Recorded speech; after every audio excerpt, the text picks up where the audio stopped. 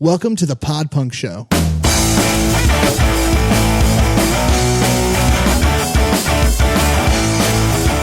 Welcome to the Pod Punk Show. I'm John Bryan. I'm Aaron Haig. And this week we are going to be talking about SAVE FERRIS for SKA'tober. And I think this is the first annual, biannual SKA'tober we have ever done. Is that correct, Aaron? I don't even think we hit biannual. I think, is triannual a thing? I don't even, I was thinking about it the other day, biannual. What does that mean, biannual? Biannual? Well, it's like biweekly. It either means every other week or twice a week. It means both in the dictionary. Right? That's what I didn't know. I didn't know if it meant twice a year or if it meant every other year. If it means every other year, that's our word. Because that's what's happening right now. We had SKA'tober 2 years ago. 2017. Well, that wouldn't be 2 years ago then, would that? That'd be 3 years ago. I don't get paid to do math. You know what? Who cares? It's just SKA'tober and I'm happy. That's all that matters, right? Right. I was on a bike today going around the city. It's still a ghost town. Like a city bike? Yeah, like a city bike. City bike. I got one of the electric ones. I paid a little bit extra and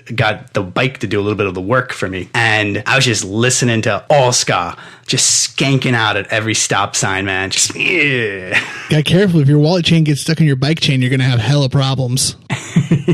Oh, man. Can you imagine? Did that used to happen to kids? Do you know any kids that ever happened to? That sounds tragic. Have their wallet chain. I had a wallet chain. Well, getting stuck in your bike, though. You're just pedaling away and then all of a sudden, boof. I couldn't afford a bike. I sold it for ska records, man. Do you know how much checkerboard costs, dude? It's not cheap. It's not cheap. It's not cheap at all. So do you have anything at the top of the hour here that you wanted to bring up or talk about that was itching right at the top of your mind? Nothing in particular. My life is pretty plain. I just did a bunch of dad stuff and chased my child around who doesn't listen. Well, that's good. If she starts listening at that age, you got some other problems. So she's the only person that is not scared of me at all. Because I'm 6'1". You're a big guy. But I can if I give her my death stare, she just giggles. Well, that's really funny. Is she into music at all? Yet? Have you started? No, yeah, more than anything. She sings more than she talks. Oh, really? Does she have any favorite bands or any favorite things at the moment? She's really digs on Old MacDonald. Oh, that's a good one. That's a classic. Wheels on the Bus, classic.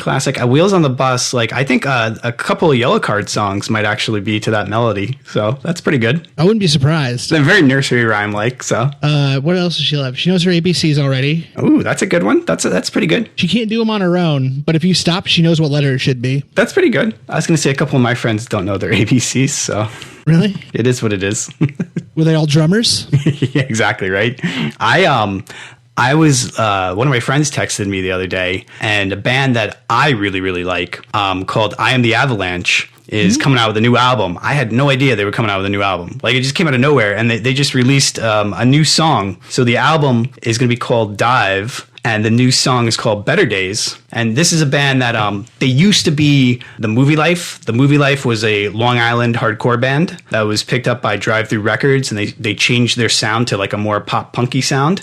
But I think Taking Back Sunday had an original member with the Movie Life. It's a lot of bands came out of this group of guys. Yeah, didn't the singer of the Movie Life do a guest part on Walking Wounded by Bayside? Yes, that's him. And then he's now the lead singer for I Am the Avalanche. So it's basically... I Am the Avalanche, because you told me I know those guys are from a thing or something. I'm like, oh, cool. I actually knew about them from I think Spotify recommended them. They had a couple songs on a playlist. Yeah, we were really fortunate.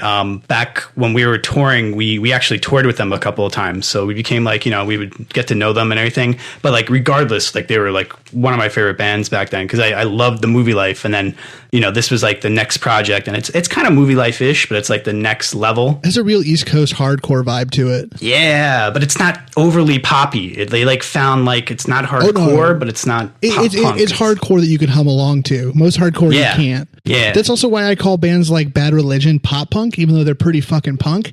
Because if you can hum the tune, it's pop punk. If you can't hum the tune, then it's straight up fucking Black Flag punk. We played a show with them in Jacksonville, which Jacksonville has a pretty good hardcore scene. It's kind of known for that. And this was at a hardcore venue. So the stage was ground level, but the stage had a chain link fence built between it. So when you were playing, people could kind of climb the fence. It was almost like Street Fighter. Wait, is it like that scene in Blues Brothers where they're behind the chain link fence and people are throwing bottles and shit at them when they do Riders on the Storm? Yeah, kind of like that feel, but not that intense. And I just remember playing with them and just went nuts that night. Jesus. people were getting busted up. It was so much fun.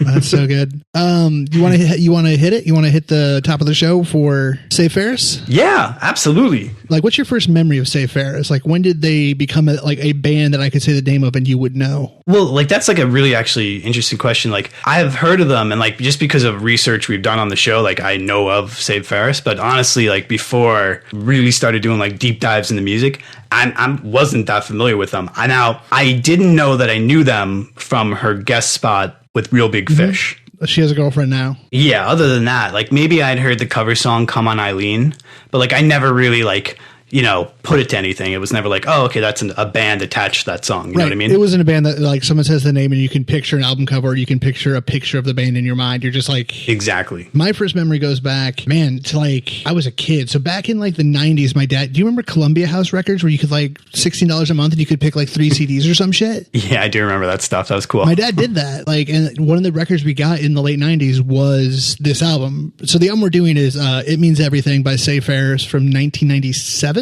Yes, 1997. And yeah, we listened to it a lot. It was, okay, this brings me so far back. So this is like 1999 or so, probably. It's a little bit after it came out. It's in Columbia House. My dad, because he was doing random records. You actually have memories in real time to this band. Yeah, my biggest memory is it was the one band, like as a family, like we could put it in the record player. So this is back in the days where we had CDs, okay? Oh, wow. So we had a Jeep Cherokee. Yep. It was me and my 2 little sisters, one who would be like a year old, the other one who was like 3 or 4 years old. Okay. And we had a 6 CD changer in the far back that was like routed up. You remember when you'd have to take out the thing and you could put 6 CDs in? Mm-hmm. This CD never left the car. It was like the one like everybody's been fighting all day, or like we can't agree what to listen to. Like everybody can in the car can listen to Save Ferris because like they're jazzy enough for stepmom. They're like the music, like the bass lines are good enough for my dad. My little sister can sing along. If there was a CD that was like pinned in your CD player, this would be the CD that was in there? Yeah, the one that never got changed out. It was always disc 3. That's so crazy. And how old are you at the time?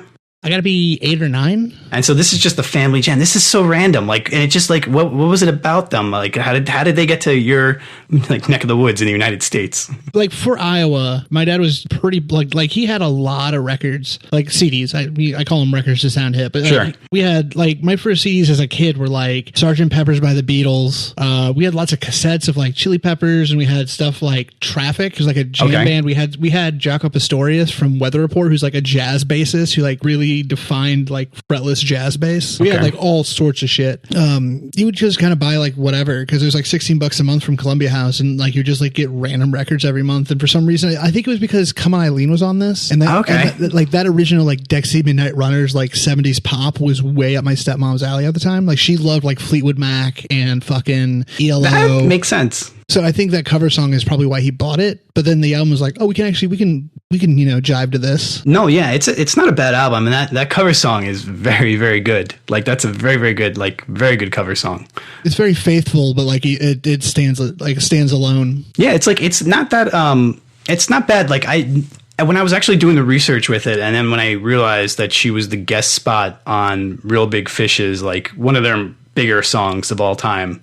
And then everything started to click, and I was like, "Oh, that's where I know the voice from." And then I was just like, "Oh, everything like just started to like fall into place." Like all your red thread on your corkboard was like, "It's all connected." Yeah, all the dots started to come together.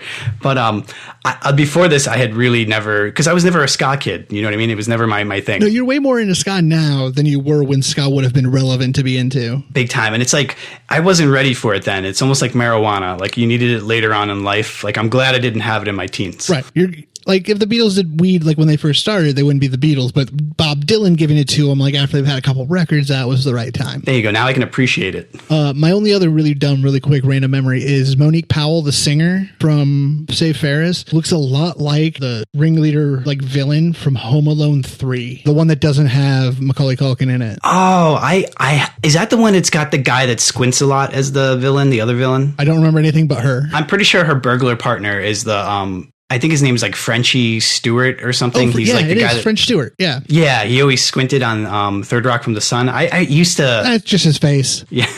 No, I've seen him in other stuff. That's his face. He also looks remarkably like the singer from the B-52s. It's funny though. You said with Monique is she does kind of look like a villain. Like in all of the promo photos, she's kind of got like a smug like strut to her, and she kind of looks like Cruella de Vil-ish. Cruella de Vil is, because here's the thing. We were talking about this a little bit throughout the week, and we're gonna hit some history up and stuff. But I have to say right off the bat that the biggest, listening to this album over the week, my biggest like takeaway is the album version of these songs. The way this album is recorded and sounds is not something you would listen to at like a punk show that has stickers on the walls and smells like stale beer. Like this album sounds like all the horn players are behind little podiums and matching suits, and everyone's drinking gin in a darkly lit room with nice hats. Like this album is like just fits into like a gin joint. Yeah, it doesn't feel like an actual show, like a band that's playing it. It feels like it's something more structured. I know exactly what you mean. It feels like a swing band. Like it feels like you would hear them playing, and then like they would go to do like a little like piano interlude, and then they'd come back out and start swinging. Her I have like a note here. Her vocal style, and this is like in my first impressions. So like this is when I'm listening to the album like a couple times this week.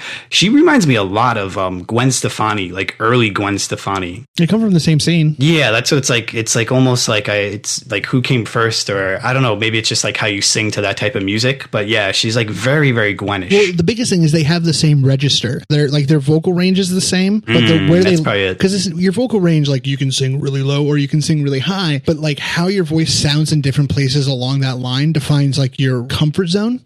Like just because you can sing super low, you can sing up to like F6, not F6. Sorry, guy, that'd be crazy. Anyway, but you can sing super high, like the dude from Brandon Urie from Panic at the Disco. He feels very comfortable in that high register. He's got a very like almost Broadway-esque. It's very dramatic. But if he's saying he can hit some lower notes, but like that's not his comfort zone. That's not like where he's. And Monique Powell and Gwen definitely like they kind of fit into the same parts of their voice, and they also sing from their not their head voice where it's like really high. It's just right below that, but they don't sing too much from like the like more of the not baritone, the more alto chest area. So they're coming from the same like area. That would make sense why they sound similar to me. But also that you have very similar like vocal range and where they sit in their vocal range a lot of the time. Yeah, they're so that's like so like you. They're actually like a band that you liked.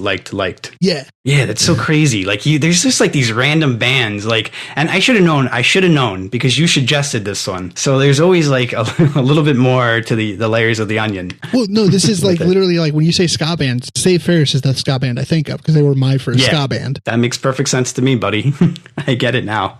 But we'll get in later in the show that like my argument that this is not a ska album, but we'll save that for later. You want to get into some history or some like storytelling? Yeah. So we have a little bit of history here.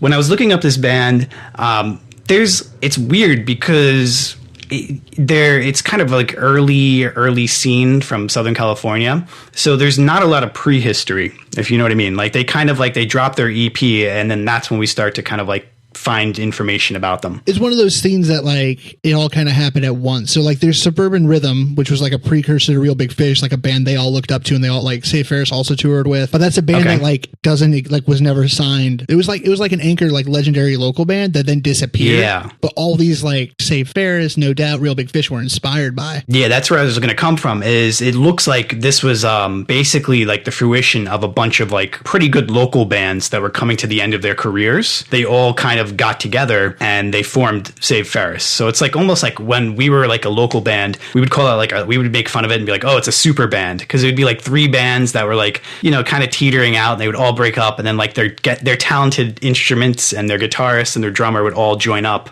and then start a new project, and you'd be like, oh my god, right? It's the local it's a local super band. But that's basically what it seems like Save Ferris was. Which is pretty cool. Yeah, their bass player is incredible. Oh yeah, I'm sure they all have to be amazingly gifted. It's just so nuts when you see like that much energy going on down there.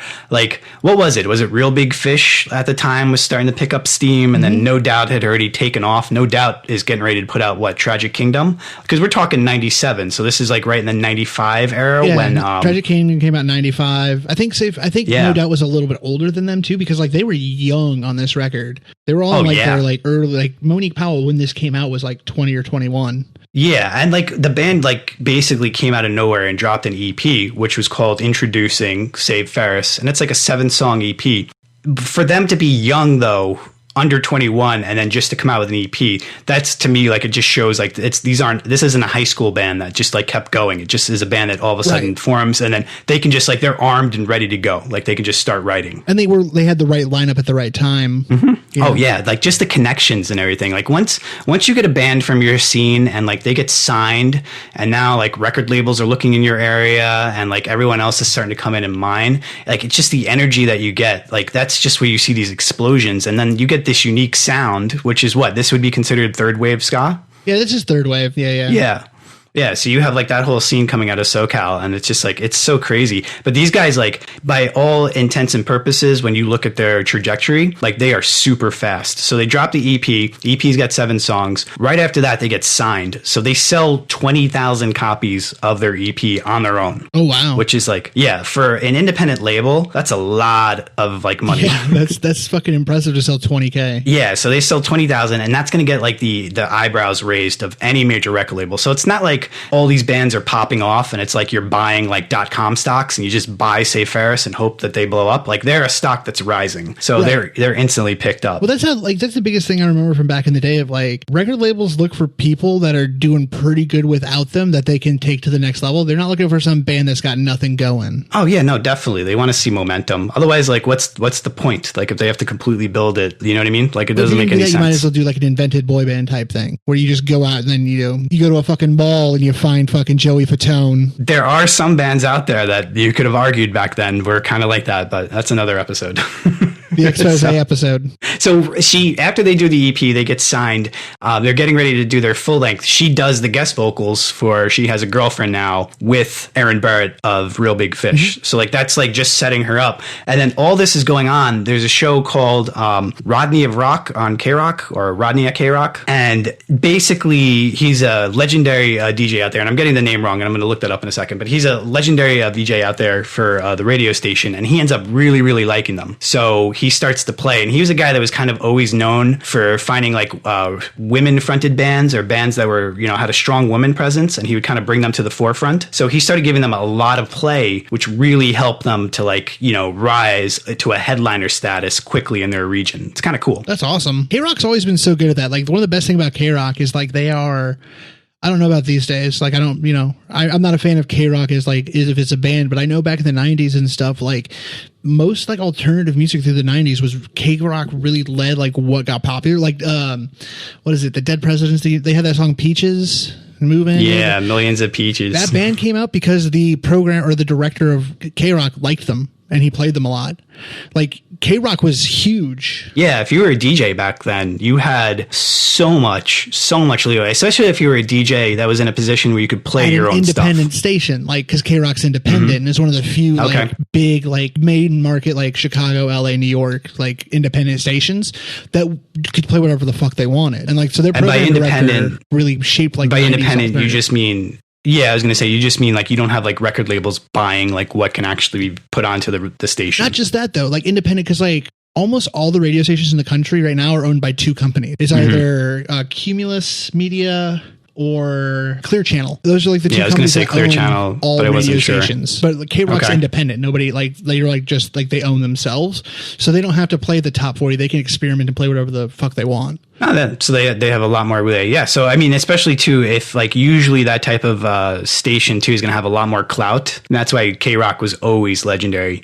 Can you imagine like just the power you had back then if you were like one of those DJs? Like you could literally change a band's life if you just basically start to play them in your rotation. No, it's crazy. Like the only thing close now that's like kind of similar is like Spotify playlists. Like getting on like a major curated Spotify playlist is a big fucking deal. Like, and what is that? Is that usually done by Spotify? Is that what makes it official? But there's a lot of politicking that goes on. But like, yeah, if you get on like these like playlists made by Spotify for different genres or different like what's hot in hip hop, they have like a whole bunch of them. Like, but getting on those is huge. And also there's actually a documentary I watched, or like a short like video essay on YouTube I watched about it, that is literally about like Spotify is changing the way people write music. That's why more songs now start with the chorus. You have to hook people in the first 10 seconds because everybody can skip it now. You're not on the radio where you like listen to the song. You instantly have a skip button. You got to hook them. Yeah, because like when you would used to have songs on the radio, that's like why like songs were so structured. It was like almost like you expected you had like a 3-minute slot. Like it was like a TV show, almost like a sitcom, like where a sitcom is 22 minutes and you come in and you hit your marks and then you fill it in and they put the commercials between. You would almost write songs old like that. And like, that's like why you would double up the chorus at the end just to really get it in your head. Well, a chance someone just tuned in could hear the chorus again. Yeah, it's so interesting. Yeah, that's why you wanted to hit those marks, but now that's not the case. Yeah. Oh man, it's everyone so cool. has a skip button in their pocket, so you put the hook and you put the chord. Like if you can't have something interesting to hook the ear in the first 5 seconds, you're fucked. I wonder how much you could buy one of those Spotify spots for. I don't know how like directly for sale they are, but like I said, I'm sure there's a reason people on the big labels get on them. Oh, definitely. So where were we? So we were talking about I think the first album, right? Yeah, you were given the history that they had their EP that came out. We were talking about they got on K-Rock. Yeah, so they're coming out with their first album now, and their first album is basically the EP plus a few extra songs that they added onto it. So they took 5 songs from the EP and fleshed them out, and they're pretty good songs. So the band is like basically pretty much developed at this point, and they're going to go in, and at this era, they have vocals, they have Monique at vocals, they have a guy named Bill at bass, they have a guy named Eric who's going to do saxophone, they have a guy named Brian who was like kind of their primary songwriter. He has most of the writing credits. Yeah, he got most of the writing credits. He did guitar and vocals. They have T-Bone Willie who did trombone. They have Jose who did trumpet, and then they have Mark on the drums. So it's a basic ska like setup, 3 horns, 1 guitarist. Yeah, almost 3-piece. You got a singer, and then you got your horn section. Yeah, I feel like 3-piece is the standard ska horn section because you kind of need at least 3 to really fill it out full. That's what you kind of see. I think that's almost like Real Big Fish has the same kind of layout. So pretty much industry standard. Because ska is not a guitar-driven genre, really. No, it's not. It's really interesting, actually. The ska guitar, like most of the song, is just the upstrokes, which is kind of that reggae feel to it. Yeah, but then you just play it way too fast. But every now and then you actually fall into like an actual like reggae skank when you like break it down. Yeah, ding, ding, ding, ding. Then you come in really fast and you go into like a punk-ish chorus. Pick it up. It's so awesome. I was when I was looking at when we used to play like shows, like local shows, there was always the ska bands that would come in, and it was just cool because it was the marching band kids, like they were finally getting like their voice, their say at the teen center. Technically, my first band was a ska band. Technically, really, you were playing bass in that? Of course, this was. I could see you coming in with like a trombone or something. No, I can't play any horns. I was in 7th grade, and I was in concert band, and like I've been like since I was like 2, I told my dad like I'm going to be in a band. Like that's what I'm going to do. He's like, "What are you going to be when you grow up?" "Oh, I'm going to be in a band." Yeah. So I like in like Podunk, Iowa, a town of 900 people. Like I was trying to put bands together in like middle school with like literally, and like I didn't know anybody else who like played instruments. So I literally got like a trombone, and I got who else did I get? I got a saxophone, a trumpet, and a trombone, and I got one kid who had a drum set. Yeah. Well, I was going to say the drums are always the hardest for us. Yeah, and then we played one song. I think we played. I tried to get us to do NoFX's version of Eleanor by the Turtles. Or not NoFX's version. I tried to get us to do a cover of Me First and the Gimme Gimmes covering the Turtles. Oh, wow. It didn't go well. Me First and the Gimme Gimmes is so good. Yeah, I was going to say, they're such a good band. Played one show, but the trumpet player was the first singer of my actual band. Just for anybody that doesn't know, tell them what Me First and the Gimme Gimmes are, because it's kind of cool. Okay, Me First and the Gimme Gimmes is Fat Mike from NoFX. Uh-huh. And then one of my favorite guys of all time. Yeah, you're a bigger fan of Fat Mike than I am these days. Like, just he came out of nowhere. Him, but like, I love him. You love crust punk way more than I do. I such a weird niche that I got into, man. Oh fuck, who is it? Like, can you look up their? Yeah, I'll pull it up real quick. It's just very quick. It's like basically a super band, like what we were talking about before with Save Ferris, but like at a successful band level, a super band. Right, but it's like a bunch of people from a bunch of other punk bands. Fat Mike's the only one. I know Spike sings for them, but I think he's from another band. Strung Out's got somebody in there too. I know that. Oh yeah, but basically all they do, they're literally a cover band. So Me First and the Gimme Gimmes, they have I think 4 albums last I knew. And they'll do like themed covers. So they have one that's like We Are Diva or something like that, and they are covering just songs from like Diana Ross or like big divas. They have one that's just all like songs from the 50s that they cover. Whenever they play live, they all wear like matching like stupid outfits. Like, so I'm gonna name some names and you can tell me if they make any sense. I got Spike Slauson, singer. Spike Slauson. We got Joey Cape, Fat Mike, and then Dave Ron. Yeah, I don't know who's from who. I've never been super deep into the Fat Wreck Red like roster. Oh, here, I got it. So we got Spike Slauson is of the Swingin' Utters. Oh, he's Swingin' Utters. Such a good name. We got Fat Mike. He's in Rancid. We got Joey No Cape offense. of Lagwagon. And then we got Dave Ron of Lagwagon. So we got 2 Lagwagon guys. Yeah. Lagwagon is the band that sounds like NoFX but isn't. Do you want to tell them the big trivia of one of their ex-members? Me First and the Gimme Gimmes? Mm-hmm. No, I don't know. He's in the Foo Fighters now. He's moved on. Oh, who is he? Chris Shefflet. Oh, shit. Good for him. Yeah. I'm guessing he plays guitar in the Foo Fighters because there's like 3 of them that play guitar. Yeah, he's the guitarist in the Foo Fighters, but he was also in No Use for a Name for a while, and that's how he ended up in Me First and the Gimme Gimmes. And then he got called into the Foo Fighters, and after that, forget it. Yeah, right? You take the check with fucking Dave Grohl. Yeah, that's like just a random gig. That's almost like that session guitarist we talked about a couple episodes back where you just randomly get called up by Dave Grohl. He's like, "Hey, what are you doing, man? Can you come down and lay down some guitar for me, brother?" Oh yeah, he's like everyone in the Foo Fighters is just like because he has like Pat Smear in the Foo Fighters from like the beginning. Yeah, it's like he's got Taylor Hawkins who was a session drummer who was the touring drummer for Alanis Morissette. Yeah, and like he's always like I think had a special spot for Taylor because like Taylor's had like kind of like a substance abuse issue. It's almost like kind of like a Kurt Cobain-y issue, and I think like almost Dave Grohl feels like he can like he's been very good to him. I know nothing about that. I just know that he drummed for Alanis Morissette and he's a fucking phenomenal drummer. Oh yeah, he's an incredible. I mean, in order to be able to do Dave Grohl and be okay with that, like you have to be, I think, one of the best drummers in the world. Yeah, if you're gonna drum for Dave Grohl, you got to be pretty fucking good. Yeah. Man, we keep talking about the Foo Fighters. It's like the 3rd week in a row that we've mentioned the Foo Fighters. They're one of my favorites. I'm sorry. I love them. They always come up. I keep doing it too. Yeah, they always come up. Should we go through the whole history of the band? Because after this album, they did one. Oh, yeah, let's do it because it's interesting. Yeah, because they actually have a pretty, like, there's a little bit of drama too, which kind of goes with the Offspring thing we were talking about. And we're definitely not going to, like, do their other album, like, as its own episode. No, we're definitely not. So they come out with the album we're going to talk about this episode in 1997. It's their big hit album. It actually does pretty well. Like a couple of the songs end up in movies or they end up in trailers or video games. There's the Come On Eileen cover, which is like, it was very, very popular. It made the radio from K-Rock and all of that. So they come out with an album immediately after this called Modified, which they completely changed their sound. They go a little bit more like punk, pop punk, punk rock, punk ska, like more like alternative rock, even like it's just like straight like just generic rock. Yeah. So then after that, they tour until like the early 2000s, and then they just kind of fizzle and fade away. And then come 2012, 2013, Monique all of a sudden plays a show as Save Ferris, but without any of the members in Save Ferris. And so the band then started to claim that they didn't know she was going to do that. She says she talked to them before that, and they knew about it, and they were like, "Well, we didn't know about it." So they started to fight over the rights of the songs. That's why we mentioned earlier, like the guitarist was the main songwriter because he's now listed anywhere you read the band. He's listed as their songwriter, like immediately after the band's name. And she basically crowdfunded a new EP, which is going to be called, or it was called Checkered Past. And she came out in 2015, 2017 area with about a 5-song EP, which was okay. Then they had another album after that too. Did they come out with another album? I think no, they were planning. She was talking about they were going to do a full length, which was supposed to come out in 2019-ish, but it just never happened. Never materialized.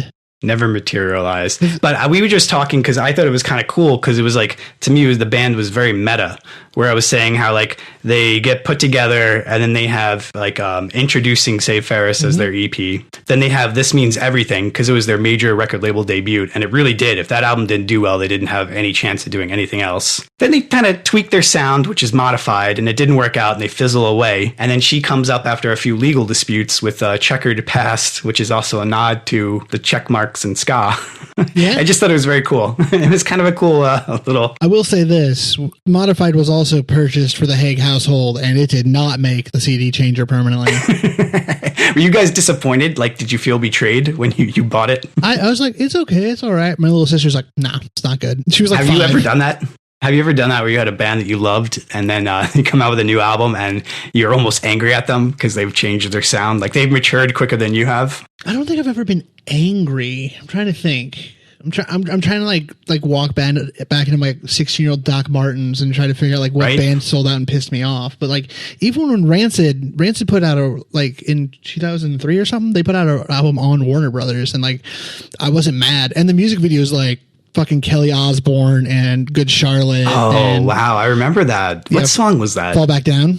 Fall back down. That's a catchy song, though. It's a really good song. Well, there were songs that didn't make that album that Tim Armstrong ended up reworking and giving to Pink for her next album. Well, yeah. Trouble by Pink is written by Tim Armstrong. Oh, wow. Why, whenever I think of You Can Fall Back Down, do I think of the Muppets? Like, I just see all the Muppets in my head singing that. It doesn't make any sense, does it? That's weird. It should, though. That'd be fun. But like even them, I wasn't mad at them. Like I was punk. I was like angry punk. It was like, yeah, whatever, man. Like I guess they sold out, but like I still fucking love them. Yeah, I guess maybe disappointed. Like it wasn't like because there's a couple bands for me that I kind of remember, but just being like I just remember being like so excited, like that I fell in love with an album, and maybe like I just wanted it again, or like the progression of like the sequel to it, almost like Anima of the State to Take Off Your Pants and Jacket, and then like a band would just do something completely off the wall, and I'd be like, oh man. Just Fall Out Boy. Almost like it was Fall Out Boy. Yeah, that's a band I could see doing that. I still think like there's like two Fall Out Boys. There's like pre-hiatus Fall Out Boy, and even the like end of that era. Like Fall I Do has some great songs on it, but it's hardly still a rock band. Then they come back and they're straight up pop band. Fall Out Boy is 100% that band for you. Like I remember you used to get angry. Like you're like whatever, because he's such a gifted drummer, and like you feel like he's like castrated in like the new albums because it's so sampled or whatever. Is that what you're telling me? Oh yeah, Andy, and it's a goddamn shame. He's such a like let the guy run. Let him run. I feel that way about Mike Dirnt I used to do a joke and stand up about Mike Dirnt on Green Day, that like one of the greatest like punk bassists of like the 90s, and now he's just on stage while Billy Joe sings about fucking Streets of Broken Hearts or whatever the fuck, wearing eyeliner and a tie, being like, it's a fucking paycheck. It's a fucking paycheck. I've come around on that. I don't have a problem with American Idiot. I don't have a problem with anything in Green Day. Like the older I get, the more I'm like, good for them. At least Green Day's letting the second guitarist out in the spotlight now. I remember like back in the pop invasion or the pop disaster tour, he used to hide. Like they used to have him back behind the amps off to the side. Like you had to be like side stage in order to be able to see him. Oh yeah. But now like Jason's actually like in the band and treated as a member. Yeah, good for that guy. He doesn't have to be the redheaded stepchild anymore. Yeah, but yeah, I used to do just a bit about Green Day all the time. But here's the thing I've always loved about Green Day. Every Green Day album is some 14-year-old's favorite. Like Green Day is always someone who's 14's favorite band. Oh, well, you know what it is, dude? You just reminded me. Like they're like, what's your favorite James Bond? And it's like the James Bond you grew up with. It's like, what's your favorite Green Day album? The Green Day album that was at 14. My example is Saturday Night Live. Your favorite SNL cast is whatever was on TV when you shouldn't stay up that late. Oh, that's good. Yeah, that's really good. Like for me, it's like Will Ferrell and like Molly Shannon and like Chris Kattan. So what is your favorite Green Day album? What's the one for you? My favorite Green Day album is probably Dookie, or actually it might be Dookie or Nimrod. I really love Nimrod. What's the one for that age year, like that holds that imprint for you? Let me see. Well, Dookie I was way too young. Dookie came out when I was like 5 or 6. Yeah, that's what I was going to say. Because mine, it's Nimrod. Or no, mine was what's the one with Warning? Warning. Warning. Yeah, Warning was for me. And I think I was at the time I was buying them from one of those CD catalogs like you were talking about. But I think the one I was doing was like, I want to say it was BMI, but I don't think that's correct. Let's see. God, they have a lot of fucking albums, don't they? They do. They put them out non-stop. They're like George Carlin with the way he's putting out a special every year. So Nimrod was 97, so it would have been 8. So what American Idiot should have been my Green Day album, but I was already like past them at that point because I was so punk. Yeah, you were done. You were already too far gone. Yeah, Dookie came out when I was 5. Nimrod came out when I was 8. When American Idiot came out, I hated it. I absolutely hated it. It just bothered me that there's one song in it that directly uses the chords and melody from Social Distortion's cover of Ring of Fire by Johnny Cash. Oh, that's messed up. But as I've gotten older, like the melody, it's a little sus, but it could totally also easily be something like Billy Joe has heard before, didn't realize he was using when he was writing lyrics. Like it's super easy to do. I used to do that with jokes and stand-up though. I did a Patton Oswalt joke for a year and a half from an album of his that I heard like on Spotify or on YouTube and completely forgot I'd ever heard and realized, I'm doing literally not word for word, but I'm doing the same joke. And then I stopped doing it. No, and that's fair. And like, that's honest. I don't think like they're going to steal anything. They have such a catalog already and they don't have like any, theft in it. But you would wonder, like your Green Day, you would think at like this stage, somebody somewhere is going to be like, hey, Billy Joel, this sounds kind of like this. Like, you know what I mean? Like, you would think somebody somewhere. Oh, there's whole YouTube videos of people being like, Green Day stole this from here and they stole this from there. But in my head, I'm like, or they just heard it and like then played it, like came across those chords and like, I like that. And you like anything you've already heard before. Like musically, the whole trick to all pop music is literally if you play a song enough times, people will like it because they know it. Yeah, well, it's addictive. Like, it literally gets stuck in your head. Like, well, there's a book called The Hitmaker or The Hit Machine. I think it's The Hit Machine. There's a book by a like neuroscientist that talks about like literally you can make anybody like anything if you just play it enough. Or if they just hear it enough. You know who, like, and I don't know the jokes, like, completely offhand, but Rick and Morty, like, will really, really, like, make fun of just, like, how, like, especially when they do, like, aliens looking at human music and how it's just, like, repetitive, like, rhythms where it's just, like, formulas. Like, they're, like, these stupid idiots. It's just, like, eating that. Absolutely. That's funny. Should we dig into this album itself and kind of... Yeah, let's talk about the album here. I got a couple notes on it. Yeah, what do you got for notes, Aaron? So my first one is that, I started to go off on a bit of a theory that they are not a ska band, they are a swing band, but that's not true. They are a ska band live, but this is a swing band album. So this came out in 97, which was right around the same time as like Cherry Poppin' Daddies and Brian Setzer's Orchestra, and there's like that swing revival, you know, the 90s, everybody's fucking they're going bowling again, ironically, and wearing poodle skirts, and it's all like, we're gonna go swing dancing. Yeah, it was very, very in vogue. And this album, if you listen to it, like it's a very horn-led version of ska. Like most of the ska we talk about, like Goldfinger, Less Than Jake, Real Big Fish, Mustard Plug, Streetlight Manifesto, Catch-22. Like they all have a much more guitar-driven sound. If you listen to this album, it means everything. Like, there's no crunchy distortion on the whole thing. The guitars are pretty clean. Even when they kind of, they start playing some power chords, it never like fucking, they don't, ever crank the Marshall on it. Oh, yeah, no, definitely. There's no, like, where, sometimes the bands we listen to at ska are kind of like ska punk influenced, and there's a little bit more punk in there. Like, the punk has been bred out of this band. There's not a lot of punk left in it. There's a couple reasons it comes across that way. The first is it's very horn-led. The horns play a much bigger part in Save Ferris than they do in Real Big Fish or Less Than Jake. Like, there's a lot of, like, horn solos where, like, instead of there being a guitar solo or a bridge, there'll be, like, a sultry, like very like sultry like horn solo. Yeah, and those I actually like a lot in there. I was able to, and it's a great flavor. Oh yeah, and like there was, because like this isn't my favorite, like, but I don't hate it, but I was able to kind of pin out like what I like and what I don't like about it and compare and contrast between the two. But keep going on about their style because it plays into that. Yeah, the other thing is if you listen to the drums on this record, the drums are very subdued, and like my actual theory was like, oh, this is a jazz drummer. Like, this isn't someone who drums in a punk band. This is someone who's like, because they're swinging their eighths. So instead of like dot dot dot, it's dot. Yeah, it's very gentle. Like he rides the drums. Like it reminded me of like when I would be out in Greenwich Village when you could go out and you just walk into a random jazz bar and it's a ding ding ding ding, just some guys riding the bass. Yeah, like the Blue Note or some guys just riding the bass, but the guy in the corner is just light touch. Yeah, it does. You're not driving the hi-hat, you're just barely touching it. It's like the anti-John Bryan album. Yeah, and then the other thing is the bass is like, the way this album is mixed and mastered, the guitar is super quiet and the bass is like the most prominent instrument all the way through. It is very loud. And he's playing much more of a so the way you play bass in ska is you kind of do a bit of walking lines like da da da da da, but like it's different because in jazz you play very like you play just on the beat.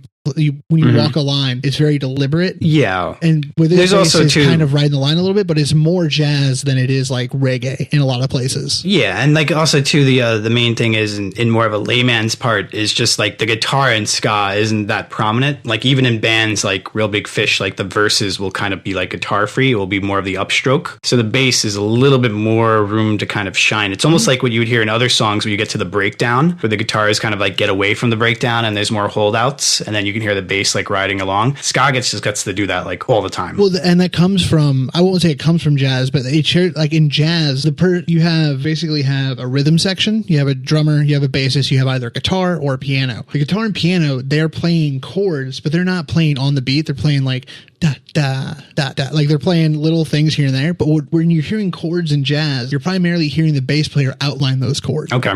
And that's what this is here too, since it's all just really quick light upstrokes in ska. What's outlining the chord structure in ska is really the bass player like he plays the root, the third, the fifth. He's showing you what the chord is to your ear, so you understand what the chord progression is for everything else that lays on top. Okay, that makes sense with that. It's with the album here, with the whole way through, do you consider the whole thing to be like a swing album, or did you notice like any type of differences with the songs, or towards the end of the album versus the beginning of the album? Almost all of them like feel, also the way they recorded the horns too. If you actually look at the musician credits for the album, they have more horn players on the album than they do in the band. They have 3 horns in the band, but they're the way they recorded the album is like, it's like a horn section, like Duke Ellington big band style swing. Oh yeah, that's why it sounds like so full. Yeah, it sounds almost like an orchestra instead of just a little horn section. Yeah, that makes sense. Do you think, like, I almost wondered, like, because the producer, which, you know, the producer's Peter Collins, who, you know, he's been in the game for quite some time. The guy's like, I think, you know, in his late 70s now, or early 70s now, but he's been like, you know, working with bands since the late 70s, I think early 70s, you know. Did a lot of Rush in the late 80s, did a lot of Bon Jovi. Yeah, a lot of Bon Jovi, strangely. He did a lot of alternative bands, and then he had a little run-in with like Brian Setzer, and he kind of did a couple of his albums towards the late 90s, right when he started working, right after he started working with SAVE FERRIS. So it's almost like maybe he started to mess with SAVE FERRIS and kind of liked the sound, and then when Brian Setzer came along, it just was perfect for him. Yeah, and that's a big thing too, is like I don't think, like, it's interesting. So that was my first theory, was like, oh, they're not a ska band, they're a swing band. But then I started watching live performances of them in like 97, 98 on YouTube. I found their EP online. Yeah, you did. You're a maniac. You're absolutely a maniac. It was really hard. It took me like 45 minutes, which for finding something on the internet is actually a pretty good run for your money. Yeah, and like, you just have to remember, like, that EP is pretty impressive because they released it on their own label, which they called Star Pool Records, which I found out is because they used to practice at their trombones house, and they had a pool in the backyard that was shaped like a star. So Star Pool was kind of like their underground, like, anthem type of deal. I found that out from you because I was like, wait, on the song Spam, where they have like a children's choir come in for like the end, on the record, they're credited as the Star Pool Elementary School Choir. Yeah, and you told me that. It's just like a random factoid. And I was like, oh, Star Pool. So I actually knew what that meant. It's very interesting. Because I was like, oh, that's a weird name for a school. But yeah, I actually tried to figure out, or tried to get to the bottom, like, who are these kids and how did someone like decide to get them, and who like hired children, like a children's choir. But I didn't get any, you know, responses on my feelers. No, it's probably like Ghislaine Maxwell or somebody. Who knows? With Peter Collins, though, he's like, you know, he was a pretty big producer that they were able to get, you know, hooked up with. It was so funny when I was reading who wrote like what songs, because, you know, they'll list like the writers. When I got to Come On Eileen, like, it was on Wikipedia, and like that was one of the people that actually had a link to their name. So I clicked the link, and it's the lead singer for, what's Come On Eileen's band? What's the name? Dexy's Midnight Runners, yeah. Yeah, it's the lead singer for that. I was like, oh, wow, they actually got him to come in and collaborate like on a song. That's pretty cool. I'm like such a dumbass.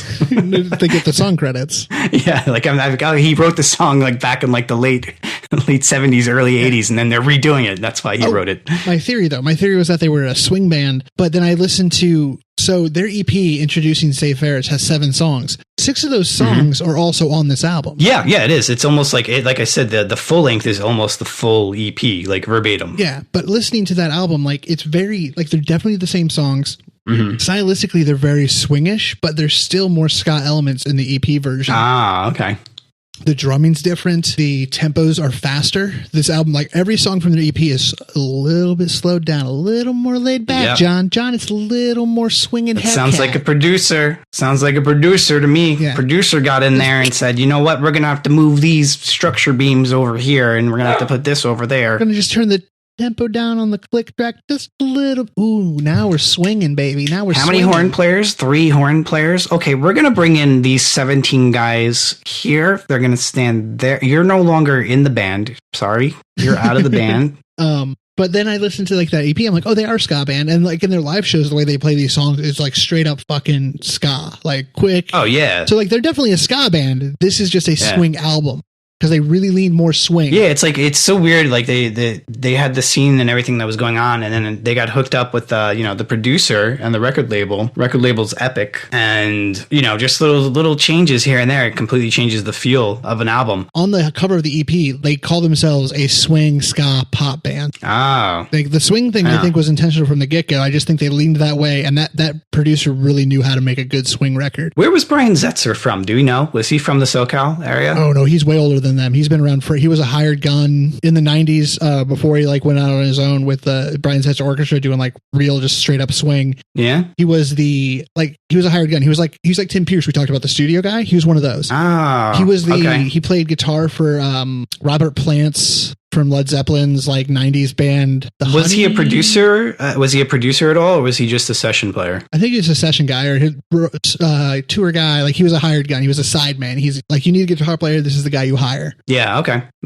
That's pretty crazy. But yeah, that was my whole theory. Is I was it's either really a swing band, but I'm like, no, they're ska too. But they knew what they were doing. They were kind of trying to blend the two together, because Monique is also not a punk singer. She's very much a sultry voice. What do you think of her singing and her style of singing? I like it. She's definitely more classically trained. She definitely, she's not a punk at all in her voice. She annoys me. I just I don't vibe with it. No, because I don't know, I'm over analytical and I think I connect dots that sometimes aren't there. It just, to me, it doesn't sound like she's connected to the songs. It just sounds like she's kind of like a nasally karaoke singer in a bar somewhere singing somebody else's stuff. You know what I mean? I didn't really hear nasally, but yeah. Well, she only has writing credits, I think, on 2 of the songs. Yeah, but there's other bands out there that the singers don't write their stuff, and they still sound emotionally invested to the song, or they are able to get behind it. It just doesn't sound like somebody laying down vocal tracks. You know what I mean? Yeah, I can see that. I can also see it though, because she was 21, and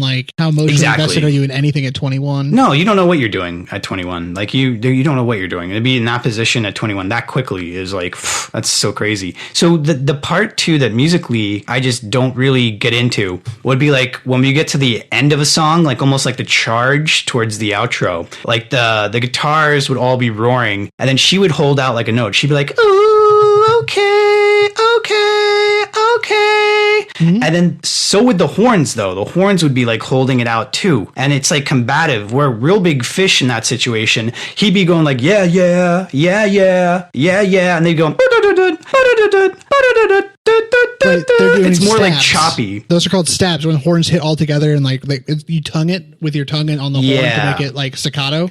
Yeah, and to me that's so much to my brain, that rhythm that it creates underneath the holdout to the vocals. I like that so much more, that what Save Ferris does, where they also hold out. It's almost like Taking Back Sunday, where they're both singing and you're just one of you shut the fuck up. Either the horns do it or you do it, but both don't need to be doing it at the same time. But that's big band, man. That goes back to Duke Ellington, Ella Fitzgerald. It really goes back to more of that style, and their strong structure. Man, I cannot talk. I'm such a mush mouth dipshit. That's all good. I hate it. I also sometimes I have a southern accent. I'm not from the South. I just talk real lazy sometimes. Aaron, you're from Iowa.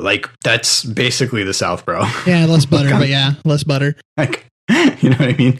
You're still a hick. It's the same thing. Can't help it. I've definitely, been in a barn drinking beer. If you actually have seen mushrooms growing on cow turds, that's a different category of a different type of person. All right, fair enough. You got me.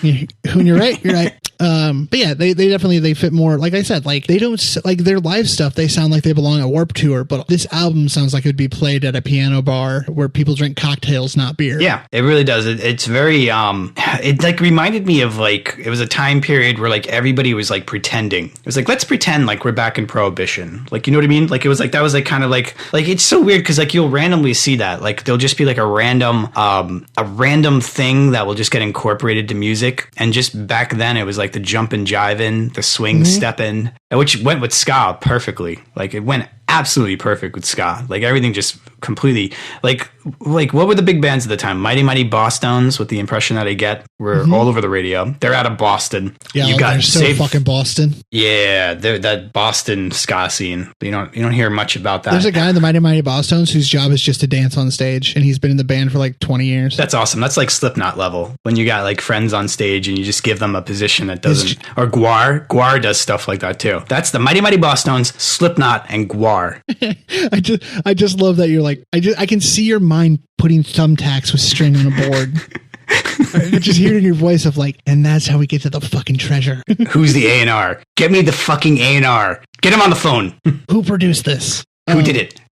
But like, would you agree? Like, that's kind of where they fit into everything. Is like they fit in as like the hybrid between like ska coming out of that time and then this like swing movement. Oh, I didn't see it until you said it, but the minute you said it and you explained it to me, it made perfect sense. Because like the other thing too is like you kept bringing up the movie Swingers with Vince Vaughn. It came out like 2 years before. Yeah, Jon Favreau. But I never put together. I've never really seen Swingers. Like I haven't seen a lot of movies. But I always took like the name Swingers as more of like, hey, here's my wife, and then I'm going to hang out with your wife. I never took it as like, the bowling shirts and they're going out to dancing. But like, that makes sense if that's what the movie's about. You know what I mean? Yeah, it's all like it makes ballroom absolute swing sense. dancing, and it got really big there for a while. It's like one of those weird little bubbles that just like pops up and then goes away. It's weird. Do you think like maybe like small towns were telling like old like boomers they couldn't dance, and like they all just had to get out to the barns and get their swing step in or something? I'll fucking show you.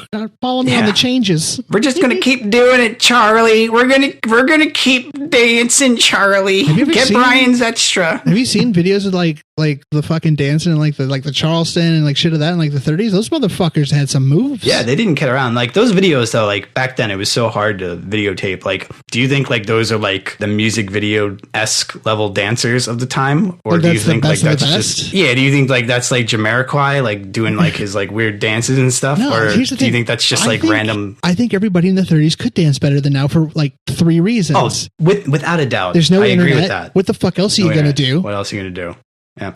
There's like 3 channels on TV, and 2 of them are playing the fucking Three Stooges. If there's even TV back then, right? I think it's just radio. Yeah, there's like right? Isn't that when people were dumb enough that you could read like a book about an alien invasion and people would start like, Orson Welles? Oh, yeah. Oh, Jesus, they're coming. Oh, Lord, they're coming. What was your third point?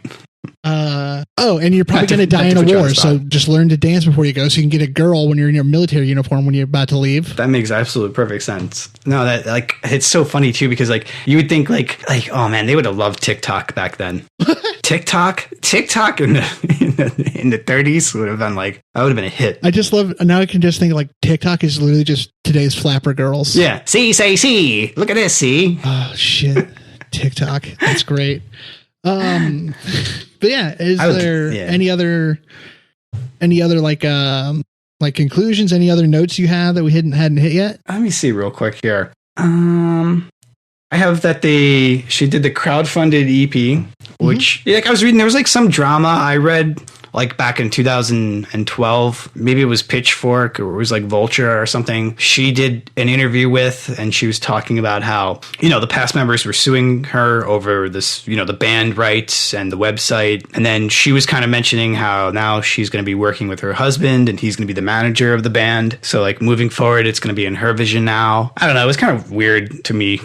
She didn't really like the music they were doing. Yeah, like I don't like, like when you were in a band and the band was really big, and then now you're like looking back on it and you're kind of like, oh, now it's just me though, so it's gonna be better. And it's just like, it is weird when like one person gets to keep the band name. Yeah, like that's something you fight over. That was like a court order. She got to keep like their handles, their social media and stuff. It was weird. Do you know who owns the band name for Metallica? I would love it if it wasn't Lars Fredriksson. I would love it if it was like somebody like you're going to be like from Rancid. You're thinking of Lars Ulrich. No, I would. Okay, fine, Lars Ulrich, the drummer. But I would also love it if it wasn't Lars Fredriksson or whatever Ulrich. Yeah, Lars owns Metallica's band name. Dude, I got one of the names right, so you have to give me credit on that. Like the fact that I got the Lars part right. Let's be honest. You only know 2 Lars, so you had a 50-50 shot. It's so bad. I had a 50-50 shot. I was still wrong. I mean, do you know any other Lars off the top of your head? Lars. I was going to say Lars Fredriksson and the Bastards, but that's actually Lars Fredriksson's band. So. Yeah, from Rancid. Nope, I don't. What is Lars short for? Nothing. It's just a Danish name. What a yeah. Lars Ulrich owns the name Metallica. He also what a lazy name. has songwriting credits on every Metallica song but 2. Oh man, Lars is by the way, when it comes to just businessmen, just ironclad businessmen, that is he's genius. That genius, yeah.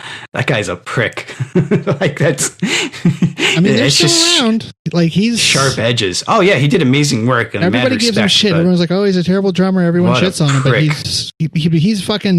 he's genius. Like he went out, he found fucking James Hetfield. He found some like kind of shy singer dude. Yeah, he put the whole band together, right? Like that's the whole band is Lars's like complete vision. Yeah, he's like he literally has writing credits on every song of theirs but 2. James has song credits on like 2/3 of them, and Kirk, the like Hawaiian dude that does the solos, has credits on like 40% of them. Their bass players didn't get any credit on any of them since Cliff Burton died. So some of the songs that they're actually playing, like James maybe didn't write. That's actually, I didn't know that. I figured he was involved with everything with that band. He writes most of them. Like they kind of look at it like riff based, but Lars also is really good at being like, okay, that riff then goes here, like the structure of a song, and then putting things together.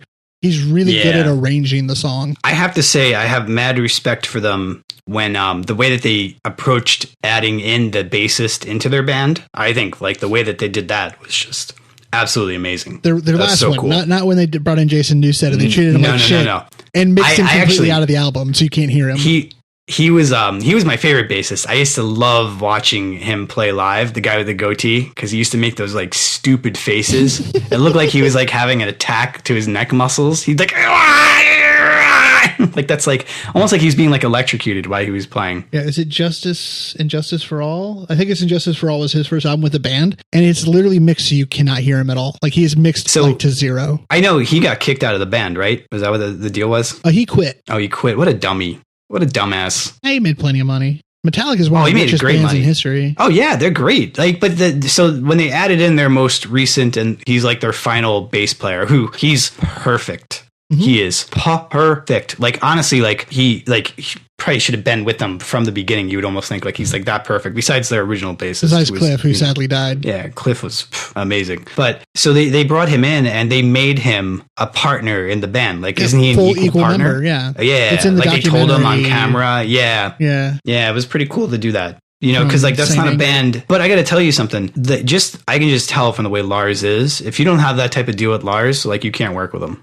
There's no way. Yeah, you just gotta respect his he's the alpha. Well, he's not the alpha. He's just a prick. So like you just be like, okay, well that's Lars, but at least I'm making the same as him. So like I'll put up with it. But if it was like Lars is like paying me the paycheck every week and he's still Lars, like I don't think I could do it. Just be like, I don't know, man. He's a great interviewer though. There's a great interview of him interviewing Dave Grohl. There's one of him interviewing Billy Corgan. Yeah.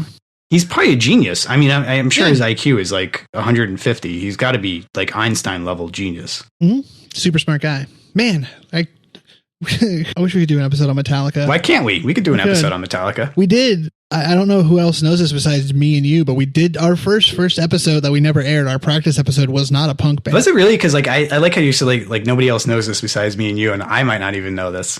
Okay, let me ask you, who's the first band we ever did? I have no idea, Aaron. Like that's what I was saying. I have no idea. It was Nirvana. Oh, it was Nirvana. We did Nirvana. I don't remember this at all. That's our practice episode. We did Never Buy My Nirvana. We'll have to. Do we still have the audio for that? We'll have to keep it one day. Put it up. Bet we do. Oh man, how about this? The first time we get 1,000 downloads on the release of an episode, I will the next day also release the Nirvana episode. So if everyone tells their friends and we get 1,000 downloads on an episode the day it comes out, I will go and find that Nirvana audio and release it. I love it. And that's the way the Pod Punk Show works. The minute we start gaining steam, we will put our first ever recorded monstrosity up. It's got to be terrible. Just to really make you question what you're doing with your life. I'm 90% sure I still have it. If I don't have it, we'll do something else. But also, this is how the Pod Punk Show works. So we extort you. We'll give you what you want, but you got to tell your friends. That's it. You want to get a little bit, you got to wet the beak. You want to get the beak, you got to get a little bit, you got to wet the beak. Daddy needs a taste. That's all I'm saying. Daddy needs a taste. How I actually didn't get to watch any of their live stuff. I know you sent me a Warped Tour video from them. The live screenshot for it looked incredible. How were they live? Were they good live? They were good. They are so like Real Big Fish. Like they feel like a very like straight ska band live, and they sound like a ska band live. These songs sound just like real quick ska like bands live. Like it's great. You just look up SAVE FERRIS Warped Tour '98, and there's a couple different videos from that tour. Yeah, I'm gonna look it up. I'm gonna post the one too that you sent to me, and then I had one more question here before we close out here, and this will kind of lead us into next week with SKA'tober. What is your favorite ska band?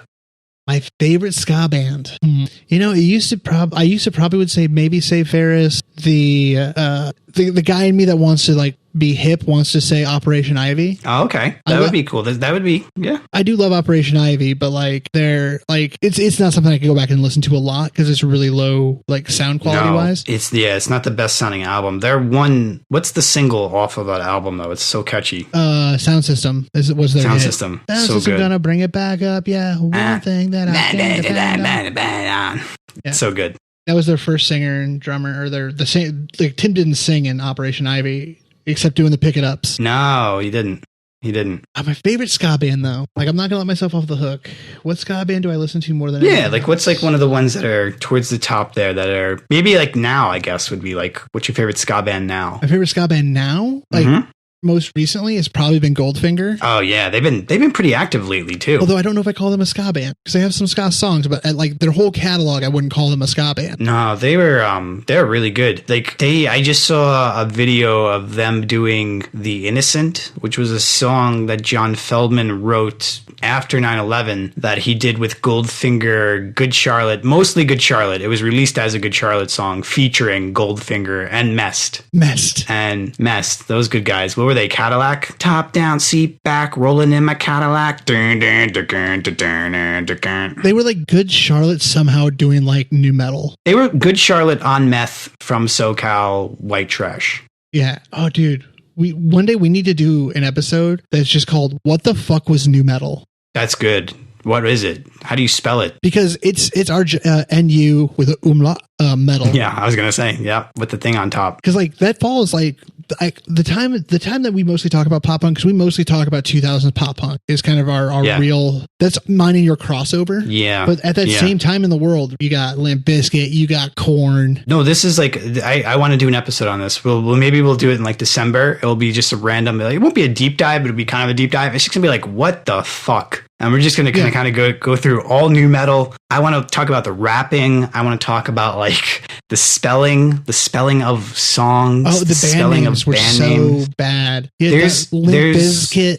There's a producer. Yeah, and like I don't have the whole story correct here, but after My Getaway broke up, my band, my lead guitarist, Josh, one of my close friends, he started a band. Yeah, he started a band. And the band was good. It was basically going to be like almost like a new metal band. It was a guy in town that started working with Josh. Josh was a producer, and then Josh started really writing with him and kind of became a member of the band. This guy was like, oh, he was such a douche. Like he kind of looked like the Goo Goo Dolls. I'm sure he was nice, but he just was a really old guy, like just like really trying to be like a young hip rock star. And they got signed to a major record label. And when they got signed, they got hooked up with like a producer, and the producer wanted to like rearrange the entire band. And like basically it was like new metal. It was gonna be like new metal, but with their twist was gonna be like they were gonna have dubstep. Ooh. But what this guy did was he was the guy that also found like Linkin Park, and like his twist was like, I'm going to take like rock and I'm going to take like white rap and I'm going to mix them together. Or not white rap, but you know what I mean? Like that's accurate. Yeah, white rap, and I'm going to mix them together, and that's the twist. And then he was like, he also like found Korn, and like the thing was is he kind of helped named all the bands, and all the bands just were like weird. Like Korn was with a K with a backwards R. Limp Bizkit was another one of his bands. Linkin Park, which is spelled weird, and then he renamed my friend's band into Worm, which was like WERM. I knew this story, and that was the part I was waiting for. Yeah, it's just so weird. It was good though. Like the music was really good, and you know, like my guitarist, my friend Josh, is like he's so gifted, so he can take like anybody that's got any type of talent and make them, you know, major record label good because they got signed. So. Because the reason I was thinking about new metal the other day was because someone called System of a Down new metal, and they came out in that era, but I would not call them a new metal band. Like they don't fit genre-wise into new metal. System of a Down to me is like Queen being like with that heavy metal rock that was coming out around that time. They're kind of like operatic. the operatic version. Yeah. A little bit highbrow, a little bit smarter. Brian May's a scientist. Freddie Mercury is probably high IQ as well. Like they seem like to be like just like they're in the genre, but they're higher up. They're almost like the Buddhas. It's like to me, you like if you don't have a hip hop element, like it's I almost can't call it new metal. Oh, okay. So what would they be though? I just think they're metal. What the fuck? That's going to be in what the fuck. That will be what the fuck. WTF new metal question mark exclamation point question mark. So just to cap it off, my favorite ska band would be, because I wasn't really into the genre, but it's got to be Real Big Fish, which is like, that's not really like saying much, but believe it or not, Biebs and her Moneymakers. Oh yeah. Oh yeah, that band that we found. My favorite ska band right now is the Interrupters, hands down. The Interrupters. Okay.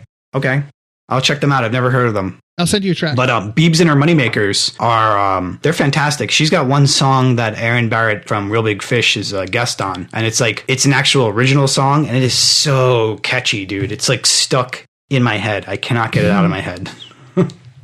It's so catchy. Yeah. Okay.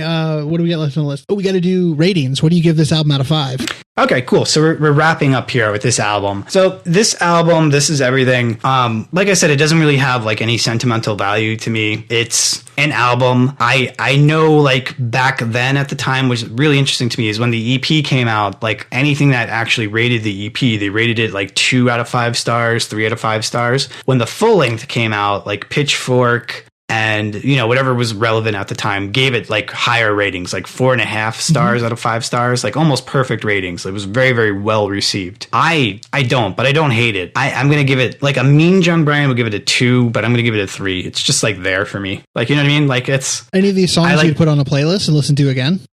Come On Eileen. I would be pleasantly surprised if it pops up in my life here and there, but I'm not looking for it. Like, you know what I mean? That reminds me of 2 of my notes I never hit. What's that? Save Ferris is the alien ant farm of ska. They are most known for a cover. Oh my God, you are so right. If you would have said it at the top, I would have ran with that. You are so right. And you know what? Alien ant farm annoys the hell out of me too. Really? Yeah, because they're most known for a cover more than anything. Yeah. Oh, that's big. Yeah. Like anytime someone's mostly known or like their most known thing is a cover, like to me, they always have alien ant farm disease. And like, I know how that works too. Like, it's not a good thing. Like you're in the studio and you're writing the album and then the album is like getting pushed off to whoever needs to hear it. And they're like, we need a hit. And like, they keep telling you to write a hit and you keep writing songs. And then they're like, okay, here's what we're going to do. This is called Come On Eileen. It came out in the 1983. Or you get, like, it's a cover that you do live and someone's like you like that could be it too, just for fun, and then they're like, now it's the single we're gonna push. And in that scene with the ska, like I could see that probably being the case as well. But it's also usually like when an album, like if that album didn't have Come On Eileen on it, like we would not be talking about it right now. No, probably wouldn't have gotten very well known. Same with Alien Ant Farm, they didn't do. And by the way, I love Alien Ant Farm's cover of Smooth Criminal. I like it better than the Michael Jackson version, hands down. It's incredible. Oh my God, that song, when that song comes on, I get like chemical memories flooded into my brain of just like a special time in my life. You know what I mean? Oh man. It's just good. You were free. Yeah, you were free. Oh, so good. Yeah, alien ant farm disease, kids. It's a real thing. Be careful. I know also it's a terrible thing to have happen to you too, because like your biggest hit, you're getting way less royalties on. Oh yeah, you're not getting any of that money. Like I don't think you're getting any of it, to be honest. You get something for your version, but like you have to pay licensing fees. You're getting like Spotify like money though, where it's like 7 cents on the dollar. You know what I mean? You're not getting a lot. Yeah, I would give it 5 out of 5. Obviously, like it's one of my favorite albums ever. I tell the minute your eyes lit up, which I always love when they're like that. I like that, Aaron. Well, I also when we did SKA'tober last time, the reason I suggested Real Big Fish and we went for Turn the Radio Off is because I knew she was on that album, and I knew it was the only way to backdoor you into Save Ferris. I mean, I'm always chill. I always tell you, like, you can throw any band at me and like I'll go for it. But yeah, this one wasn't one of my favorites. But I don't, there wasn't anything mean with it or anything. It's just wasn't doing it for me. Yeah, I respect that. Anything you want to recommend this week? What am I going to recommend this week? I'm the Avalanche. Dive. What I said at the beginning. Awesome band. One of like, really, really cool dudes, and like complete legit. If you like, hardcore, if you like pop punk, if you were a fan of like Drive Thru Records, they were on Drive Thru for a little while. They got like the chants, they got the palm mutes, they got everything. It's awesome stuff. It's very like Strong Island. It feels like, like New York is ready to rumble. Like it's not going to give up. You know what I mean? It's good stuff. It's excellent. I just watched Hamilton finally on Disney Plus. Oh wow, what did you think, my friend? Welcome. It's great. I saw a bootleg of it, like a videotape bootleg of it a long time ago. Yeah, so did I. I've never seen it in person, obviously. That bootleg was very popular. That was the guy up in the balcony off to the right. But this is excellent. It's well filmed, like because they actually like did it properly. It's incredible. Did you ever see that? Did you ever see Hamilton live? No. I never won the lottery. Yeah, I won the lottery for that. And I got to sit in the front row, and it was nuts. Like, it was so good. But when I saw the Disney Plus, just to see, like, the cool camera tricks they do, oh, my God. Like, that's so awesome. Fucking Leslie Odom Jr., he's pretty good, huh? Lin-Manuel is a genius, writer, composer, not singer. Not the best singer. Well, and he knows it. He's talked about it. All of Hamilton is designed for him to park and bark, to stand and just sing his lines. If you notice, everything moves around him. Oh yeah. It's completely like handicapped to make Lin-Manuel actually be able to do it. Yeah, but he's surrounded with like fucking Leslie Jr. and everybody. It's incredible. My brother and sister-in-law my brother's the one that got me into Hamilton. It was one of his like absolutes, like after this, blah blah blah. We talked about. He agrees with you. He doesn't hate Lin-Manuel, but he doesn't love it. And like, it's like whenever he's on, he's like, just like listen to it. But he's also like, he gets it. Like he respects it in that type of sense. Yeah. And he's an amazing writer. Like, have you seen Moana? Oh yeah. That's those songs are so good in that. And it's so crazy how like you listen to Moana and you're like, yeah, this sounds like Lin-Manuel. Like if you have the ear for it to listen, yeah, it sounds like 110%. 110%. He has a very distinctive style of the way he like. I know exactly what you mean. What you mean. It's perfect. He has a very island vibe to his melodies. Yeah. He's definitely the Puerto Rican is very strong in him. Mm-hmm. Mm-hmm. Well, he's from the Heights, you know. Have you ever listened to the Heights? I've never listened to the Heights soundtrack. I've tried to. It's okay. Janet likes it. I know. Yeah, a couple of the songs on it. It's just like it's tough when you don't really know the story and you're not interested or invested in the story. And it's like Lin-Manuel doesn't break. Every word is always sung. You know what I mean? So it's just like it's tough to get into that. Also, the biggest this is truly the reason I think Hamilton is as popular as it is because you can get the whole thing is sung through. There's no just like straight acting scenes in Hamilton. You can get the whole story from listening to the album. Like you can listen to the album and get a complete grasp. Oh, it's the actual play. It's the audio book of the play. Yeah. Where like most Broadway shows, like if you've never seen it or you don't know the story of it, like listening to the songs doesn't fill you in all the way through. Yeah. It would almost be like if you were to go on YouTube and watch like the movie trailer clips where there's like 10 clips for the whole movie. You're only getting those 10 clips. You're not actually getting the full movie. Yeah. Cause I saw Phantom on Broadway, which was for my wife. She likes Phantom. Who wrote Phantom? Is that Andrew Phantom Lloyd of Webber? the Opera? Yeah, is that Weber? Dude, I have no idea. I think it's Andrew Lloyd Webber. I think he's a hack. Phantom of the Opera, like I thought was what's the girl Shelby Wilbur or whatever? She wrote Frankenstein, so I'm not right. I don't know what I'm talking about. Yeah, it was Andrew Lloyd Webber wrote it. Oh, he's kind of big in the Broadway world. I think, he is, right? But I think he's a hack. I think he's terrible. I hate all his stuff. Literally the only thing he's ever written that I liked was that part from Phantom that's like da da da da da da da da. That's pretty iconic. Yeah, but then someone pointed out he stole it from a Pink Floyd song.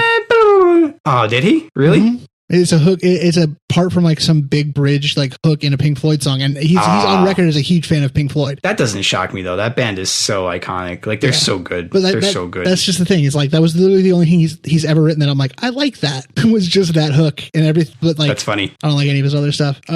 Anything else you got before we wrap? Oh, Save Ferris is also in 10 Things I Hate About You. That's the last thing that I wanted to say. They are my second favorite Heath Ledger movie. Yeah, that's it. And then they were the outro to Daria, but the outro it had no lyrics, so they took her out, Monique. Yeah, they had a lot of songs that were on soundtracks. They were a big soundtrack band after their second album. They were still using stuff from the first and some like just stuff just straight for soundtracks. Oh yeah, they're a cool band. I got to give them that. I would say like I was definitely more interested in their history and like how connected to everything they were than their actual music or the album. But like overall, it was really good. You should check it out. It's if you want to get into some SoCal third wave ska, like right when Real Big Fish is getting ready to explode, and what's their name?